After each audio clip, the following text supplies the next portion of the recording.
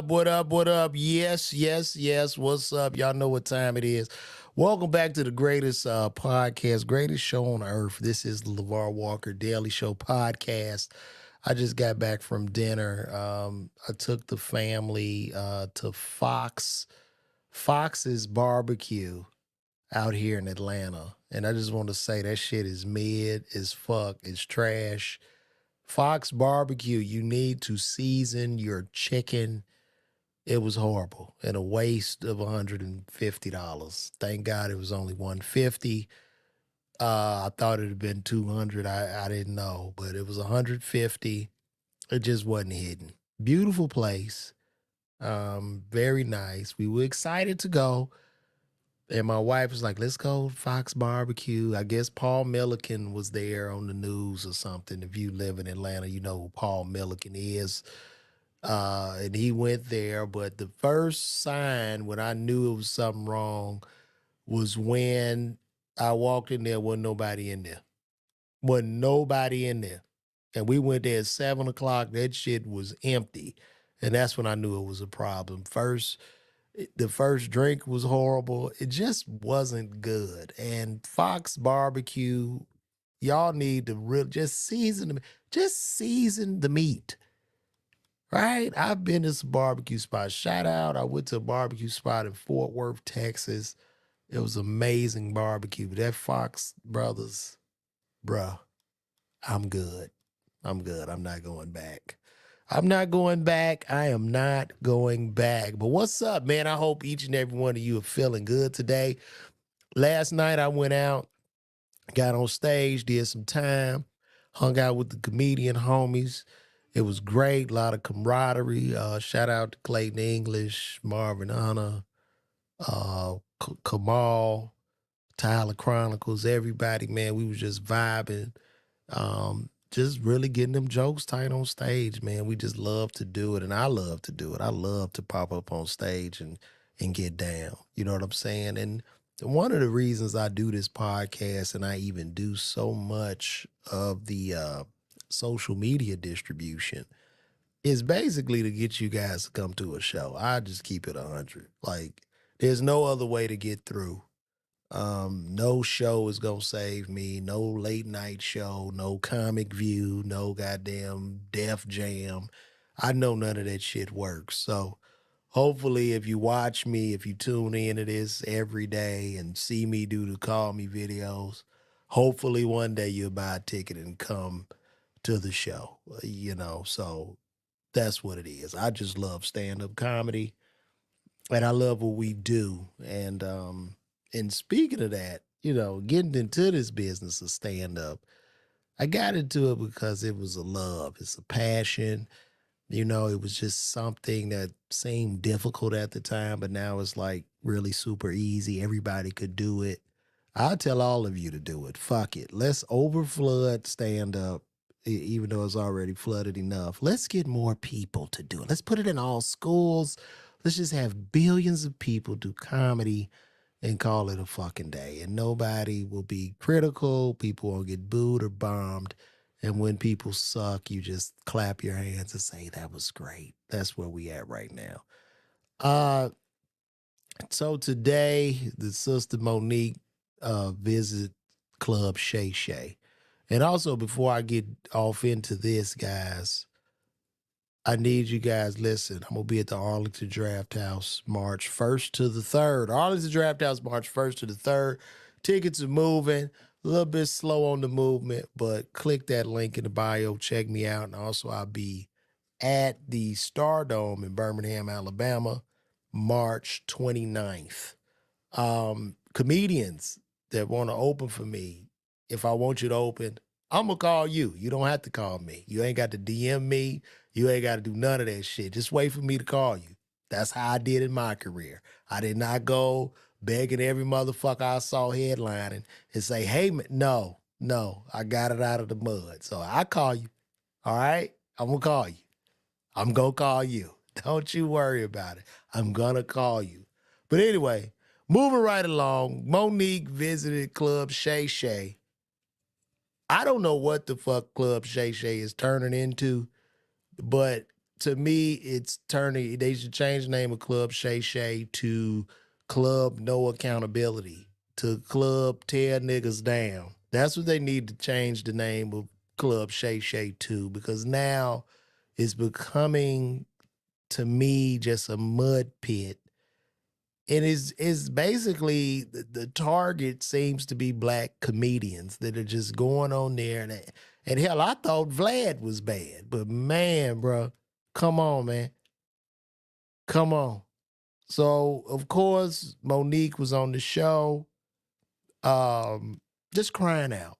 I never thought in my life I would see so many successful multi-millionaire black people sit on black platforms to tear other black people down while having serious success in Hollywood.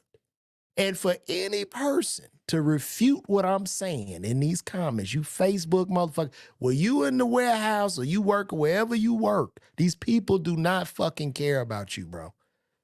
You see what I'm saying? When I'm talking from the standpoint of the people. I've only been doing comedy full time for 3 years. Is it difficult? Not really. No. You know what I mean? The difficult part is trying to get people to just show up at your shows, but you're living your passion, you're living in your dream. And I'm just thankful, you know what I mean, to just had an opportunity. I view our biggest heroes are our teachers, our doctors, uh, our teachers, doctors, engineers, our professionals, the pharmacists, people that work retail, Amazon, FedEx workers. Those are the heroes to me. Real spit, this entertainment shit ain't about nothing. So stop investing all that time. When I'm calling a spade a spade, I don't need nobody coming on my comments telling me I'm hating or some shit, because I'm not. You are, what you're doing is you're clout chasing. And I get it. These people have somehow impacted you and you were entertained by one of their jokes or some television show or some movie. I get it. But this is not the business to be crying out about, to be hurt, like, because it's so hard to even make it to these levels. And then people get to these levels, they get millions of dollars, and the millions of dollars are not enough. They want more and more and more without putting their own money into the shit. It's fucking pathetic. And then they make it, hit a plateau, and then they want to go to tear other people down. I don't know what's going on. I don't know if y'all not seeing what I'm seeing with my own eyes, but this is all victimhood shit. It's all victim Olympics. It's not my fault. You know, if you're having a problem in life, which we all go through, the best thing to do is to point the finger at self, because that is the most empowering action that you can take, where you take control of a situation instead of crying, bitching, moaning, complaining, and then being a multimillionaire. And then you bring up slavery. You would think that to be in the entertainment business is to be at the bottom shift at the Dollar Tree, and it's pathetic. Um, I watched a little bit of the Monique interview, and I had to get out of it because I couldn't. It's just like, what is the aim? What is the solution? Shannon giggling on the couch, just further instigation, further destruction in the comedic community, specifically black comedy, and I don't fucking understand it. I don't understand it, but I get it. The Cat Williams interview opened up another level, and the few $1 million that Shannon made off of that one take, he got a team, he got people to feed that's sitting around, and now you got to put black comedians in a limbo line to see how low each comic can go, because you got to go sit on that couch or you got to tear other niggas down. That's what the show has turned into. If you come on my page and you talk crazy to me, I'm going to fucking block you. If you're not agreeing with me, I'm going to block you straight up. I don't want to hear that shit. Don't tell me I'm hating. Don't tell me that shit, because at the end of the day, I'm not a big ticket seller. I don't draw. I'm getting my shit out of the mud. I've taken control. I've taken ownership. I am not making millions of dollars. Matter of fact, I'm losing right now. So don't sit here and talk your Illuminati shit to me. I'm gonna block you. And I can't wait.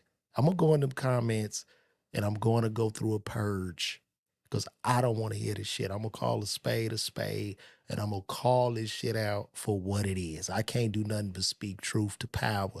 I'm solo. I'm on my own. You see how I move. I move alone. You don't see my Instagram, my Facebook with me posted up with a bunch of celebrities and cliques of niggas. I don't move like that. I'm a man. You know what I'm saying? I'm a man before I'm anything. But to watch that interview, the portion that I watched, it was sickening. It was sickening. How much longer do people just sit around and play victim Olympics? How much longer? How much longer do you point your failures and you point the bed that you laid in at another successful black person? And then you tell the world and you tell yourself that the reason I'm laying in this bed is because that successful black person is somehow a member of some secret elitist organization. When at the end of the day, entertainment is nothing. This shit is not a water supply. It's not a food source. It's not an airplane company. It's nothing. It's just talking. How much longer? And it's like I can't like to sit and watch it, and it's going to continue. He's going to get another comic to come on there, and let's find fault with everybody but themselves. And then since the comic is so famous, let everybody in the streets and all the people in the streets that are losing champion that comic because I'm losing too. And I don't want to point the finger at me either. And let's just continue and kick this can down the road. But it's pathetic, it's sad, um, and it's ridiculous. It's utterly ridiculous. You know, in this business of entertainment too, everybody got to work with everybody, and you have to consistently play chess. It does not matter. It does not matter if you're not using. Even Tyler Perry, man. Even Tyler Perry got to play chess, man. Even though he owned the studio, he writes the movies. He still got to play chess with the distributors. He can't go talking crazy because Netflix can cut him off. Amazon can cut him off. So you have to move a certain way, right? And the rally cry of like you against the system or you fight your way into this business. You claw and scrape and scrap, and then you get into it, and then you start to go cold because I mean, fuck the business. You know, when you doing this shit, you got ebbs and flow. You might be hot 1 minute, then you cool off, then you plateau. You know what I'm saying? But always point the finger itself. And there we go. So Reginald Valentine, he says, I'm an unfunny comedian. That is fine, Reginald. But Reginald, the difference is me, I can afford to be unfunny.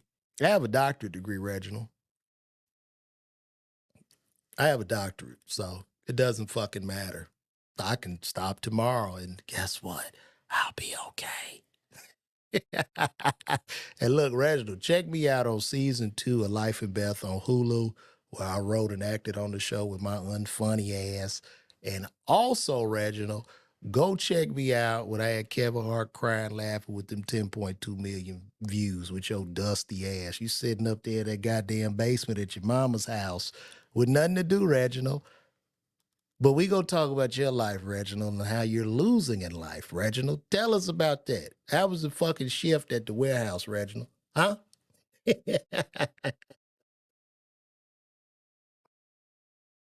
Reginald is in the basement of his mama's house with that goddamn dog drinking all the juice in the motherfucker. And Reginald For his failures in life, Reginald feels the need to take his dusty, crusty ass fingers with all that dirt under his fingernails after breaking down the backwood to come on here to tell me I'm not funny. And I look at Reginald's profile and I see this nigga in fila boots and I say to myself, if there's ever a time in life, Reginald, where you laugh at anything I do, nigga, I have lost as a comedian. So it's very important, Reginald, for me to be unfunny as possible to you. See, there's a thing when it comes to comedy about intelligence levels. There's certain things that you're going to laugh out, Reginald, that I would never. And it's because there's a distance in the intellect. You see, it's like you're here, I'm here, or maybe I'm here and you're here, but it's different planets. That's what you got to learn. So sit your ass down there with that goddamn dog and eat them fucking ramen noodles with your dirty ass. You're dirty, Reginald. And it's okay. It's okay. In society, we need dirty people. Somebody got to work at the Dollar Tree, all right? Fuck out of here. Yeah, Reginald, get your ass out of here. Give Reginald a get your ass out of here award. And that was very mean of you, Reginald, but it's okay. But yeah, the nigga on my live. I ain't even got a lot of people on here. And he coming over here with this shit. Boy, Reginald, kiss my black ass, okay? I'm sitting here talking, but you want to see silly shit. You want to see me juggling and singing songs and dancing and doing voices. And nah, bro. This is where we come as a community. The people that tune in to the LeVar Walker Show podcast are black people. 100%, not niggas, Reginald. So you're not going to understand when we're having our community discussions. And that is why you're stuck in the basement, Reginald. That is why. Jesus Christ. It's just, it hurt. It really hurts. But a toast to Reginald. That dog don't even like you, that goddamn baby. That dog trying to get out of the dog been trying to leave you and your mama in that ragged ass house, but you won't let him, Reginald, because you keep him chained. You got that chain on him. You ain't fed him. You ain't gave him no water. And the dog is looking, man, I got to get out of here, man. There's some bullshit. You fucking with the wrong one, Reginald. Let's give a round of applause to Reginald in his basement. Bring your crusty ass in here, man. But we are talking, Reginald. So when grown folks talking, what do? Exactly. Get your ass out of here. But yeah, it's very unfortunate. Hopefully, and then too, it's like you have to play. It's a lot of things that happen in this business that I don't like, that you get pissed off with, but you have to make decisions. You have to, even just in life, just in normal life, you have to make decisions every day. You have to be strategic. You can't go through life winning every battle and losing long-term wars. And then once you win the battle and you see that you're losing the war, you somehow blame others for the reasons that you're losing the war. That's the truth of the matter. So that's where we at, man.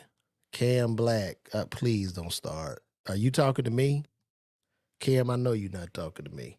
I know you're not.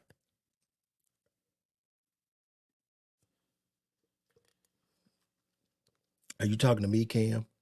Please don't tell me you're talking to me. It won't be hard because I'm going to hit this goddamn block button. I'm not about to play with their ass.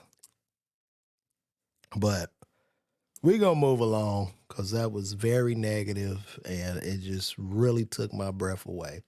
Speaking of no accountability, Jussie Smollet just asked the Supreme Court to overturn his conviction. Uh, I don't even understand. First of all, with Jussie, I thought this was long over with, but there has to be some type of consequence, wouldn't you think? Wouldn't you think? Wouldn't you think there has to be some type of consequence where you just lie? Where you just tell a bold faced lie for no reason, and then you have the authorities use up all of their resources looking for these imaginary white MAGA people. Don't you think it should be something, Jussie? They should just forget about it. Just fuck it, man. Can't you just say, look, I lied. I'm sorry. Can't we get that, Jussie? Huh? Can we? Just a little bit. I don't know why you did it. I don't know. But the Africans have already told on you. Them two big old Africans, they told us what happened, bro. Just come on, man. Talk to me. Call me. Have Jussie call me. And we could talk about this on the podcast. And we could just admit to it and just have some.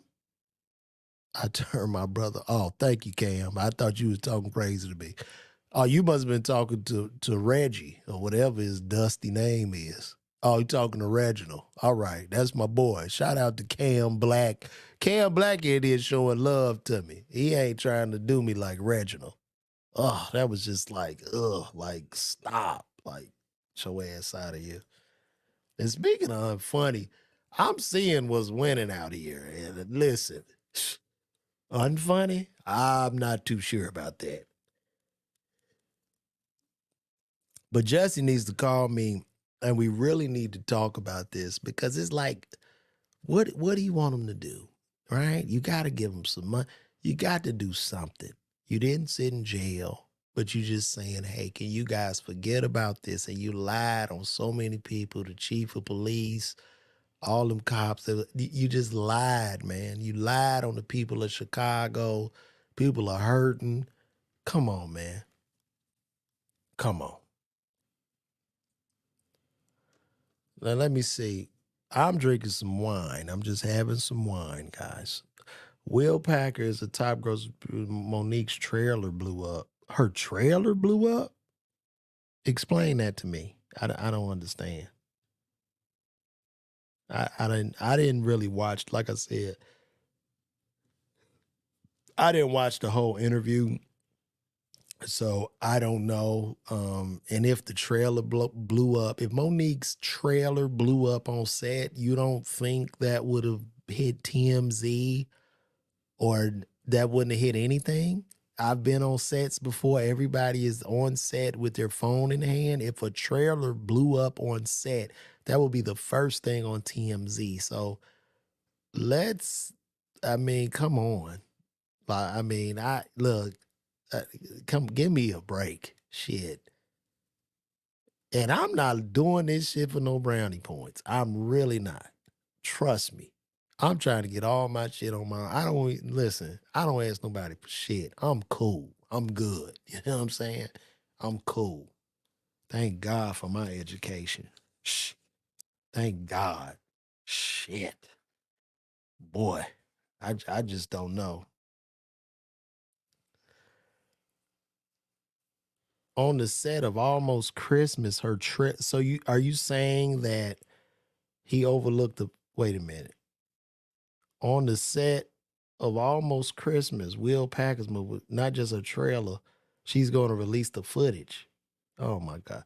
So let me ask you this, right? With all of this, what is the with everything that's going on with the Monique situation, what is the likely outcome? Like, what is the expectation here? How does she win?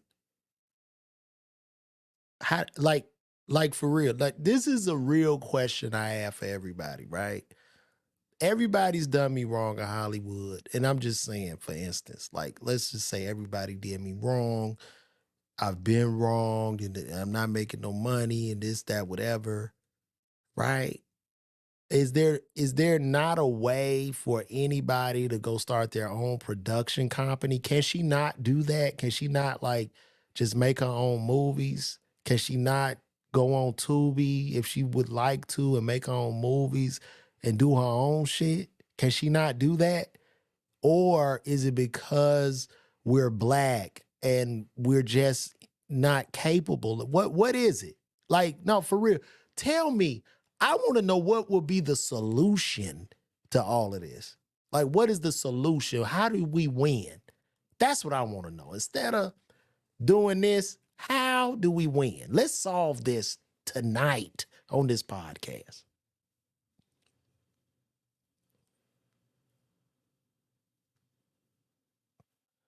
That's real. Like to tell people love, it's ridiculous. It's just sickening. So Kathy Brown says you got to stand up for something or fall for anything. Haven't been in the entertainment industry. We get where do you work at, Kathy? First of all, let's talk to Kathy. So Kathy Brown is on the side of Monique, and we're gonna have a simple discussion. And it's okay, Kathy. I really want you to be honest.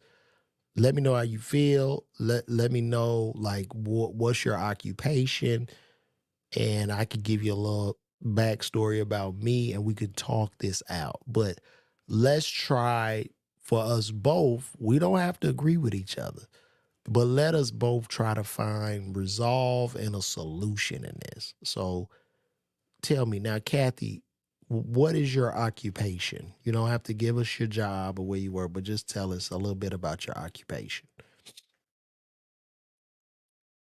And I agree with you. Work with me. Do it for your do for self. That's what I'm about. Y'all just don't even know. Like I could be on the road with a bunch of big touring acts that I've turned down. Like for real, because I believe in me, right? And I don't feel like just going to collect money and then feeling some kind of way because I'm not doing my assignment and what God called me to do. So Monique has some valid points. Her bitterness has caused her advancing in the business. She worse than a thing now. There's a possibility of both arguments being valid. All right. I appreciate that, Dino. I appreciate the times you need to pay what you're worth. I'm out of the entertainment industry, but I worked on Love Jones, Judge O'Brien. Okay, Kathy. So, like, you've worked in this business, right? Um, salute to you, much respect to you. But what do you think would be a solution to help Monique? Like, how can we help? What would help Monique right now? And all of y'all could chime in. What would be the best solution to help Monique? Um, what should be done, right? Because when you burn so many bridges, it's just best to just move forward, I would guess, right? We're not gonna burn the bridge and then try to take our boat and go back across the water where the bridge was burnt. So what do we do? That's all I'm saying. Y'all let me know. Just please let me know. And also too, I'm gonna be at the Arlington Draft House March 1st to the 3rd. Get those tickets, LeVarWalker.com. Thank you, Tamelia. Tamelia says therapy. Kathy must have been maybe she was a writer. I don't know what she did in the industry. Whew, what a rough show today. This is a heavy show. I don't know, y'all. I really don't know. But anyway, Jussie Smollett, call me, brother. Let me know, because we need to turn that around. Let me see. I'm irrelevant. No one knows who I am, and I haven't had to work a nine. I make all of my money. That's good. So Mr. Urban World is an entrepreneur. He owns himself. And as an entrepreneur, Mr. Urban World will tell you that the buck 9 times out of 10 stops with him. And as an entrepreneur, you just really can't really make excuses or point the finger, or you're just going to get ran over. And I'm sure he would agree with that statement. So he knows Monique can do it. And I know she could do it too. I'm sure her and Sydney, and I've worked with Monique before, but I want to see them just start their own production, do some content creation, create, and create and motivate. You know what I'm saying? That's how I feel. Like, do something big, you know? Not a rough show. It needs to be talked about your openness for oh yeah. I appreciate that, Kathy. But Kathy, what would be the solution here? Because we definitely need the ownership. Do we sit and keep begging and keep crying about the same shit over and over again? And furthermore, I believe Taraji P. Henson, in regards to the low pay for The Color Purple, I was told that she got 10 million for the movie. I don't know, that could be wrong, but that's what I heard. And I'm gonna Google that now. Let me see.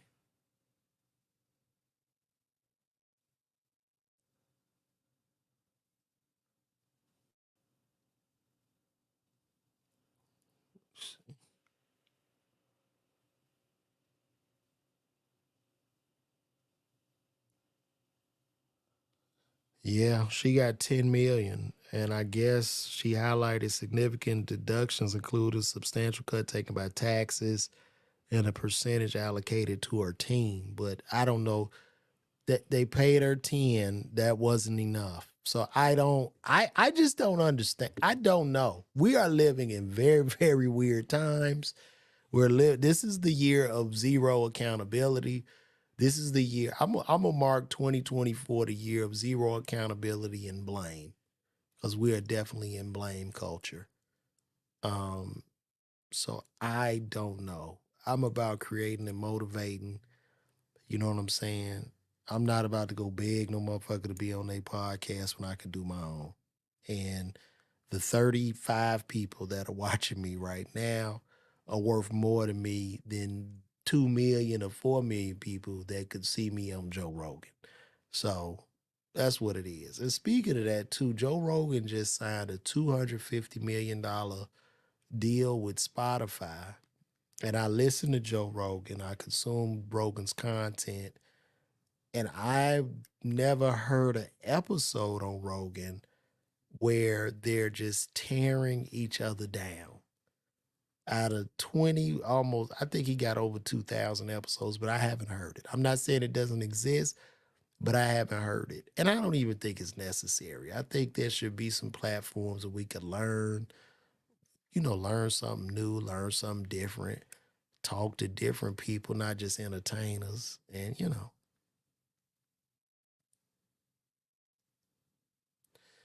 let me see.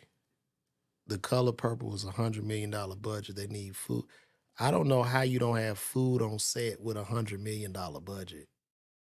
Like, I just don't see that. I worked on the movie Uncle Drew. That was a $16 million budget. And I gained about 15 pounds eating every day. They had breakfast, lunch, dinner, snacks, late night snacks. It was insane. And that was 16 million. So I don't know. Like, I don't know. Okay, I'm a creative. We worked in the industry, and I believe we need to use our power to bless each other, use our funds to make us all great. It's too right. There's too much money in the industry, and in general, to be begging for anything. Tyler, as a film studio, there's so many billionaires of color. We can create so many more opportunities. United, let's build. And you know what? I'm gonna say this too. I believe I'm a Gen Xer, right? That's my generation. Um, and I was born in 1977. So millennials, I believe, started in 1980. So Cat Williams, Monique, all Gen Xers. And I believe, to be a Gen Xer, our generation is a hard worker generation, but we have, to a degree, a majority of us, black or white, there's a lot of famine mentality in our generation. There's a lot of not collaborating with each other in our generation. That exists. Now we can say all we want about the younger generation, but what I see with the younger generation being the millennials and the what am I? I said I'm the millennials and Generation Alpha, I would guess. They collaborate more, they're more open, and they're building more wealth. I see it. They're more entrepreneurial than we were because we were very much programmed to get jobs. And it's just a mindset, I think. Like it's just an interesting mindset. Okay. Well, I'm gonna move along because this shit is getting too heavy. And wait a minute. What else y'all saying?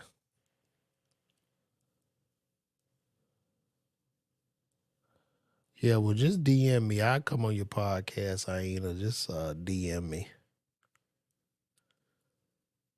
Yeah. Well, we gonna move right along because what was we at? Brother Kanye is asking for help getting back into the arenas and touring. Oh man, Jesus Christ! I hopefully Ye could get back in there. The people need him, but it just goes back to that thing, man. It's just consequent. Once you tear some shit down and burn these boats and these bridges, and you make a bed, you just gotta lay in it. What happened to that? Remember that old saying your grandmama say, "You done made your bed, you got to lay in it now."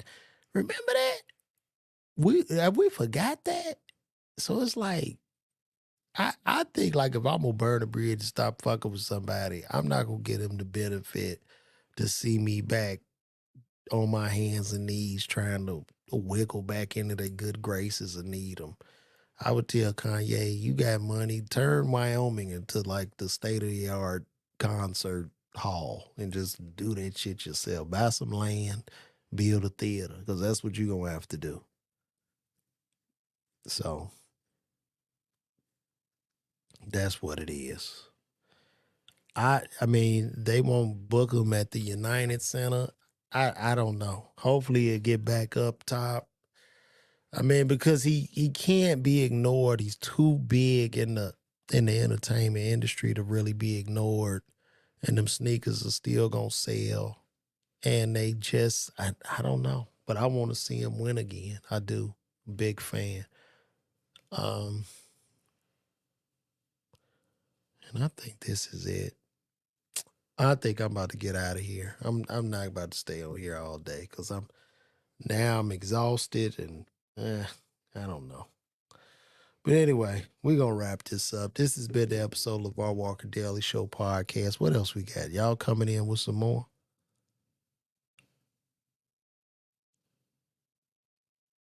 All right. Appreciate it, Masterpiece set the blueprint. That's what's up. Shout out to the two people watching me on Twitter. 16 on Facebook, 10 on YouTube. Nobody on my Facebook regular profile and nobody on my Twitch, but that's all right. But listen, I'm going to get out of here. This has been another episode of our Walker Daily Show podcast. Appreciate you guys for tuning in once again, and I'm going to see you tomorrow. So get ready for tomorrow's show. Also get those tickets. I'm going to be live at the Arlington Draft House March 1st to the 3rd. So pull up on your boy. Hope to see you soon. I'm gone. Quit running,